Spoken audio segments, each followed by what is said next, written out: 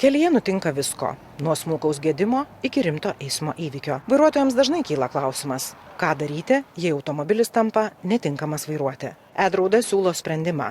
Kartu su privalomųjų civilinės atsakomybės draudimu vairuotojams dovanojama nemokama paslauga pagalba kelyje. Dovanos esmė yra pagalba netikėtose situacijose. Nutikus įvykiui mes pasirūpiname automobilio transportavimu ir kelionės pratęsimu, nes yra suteikiamas pakaitinis automobilis.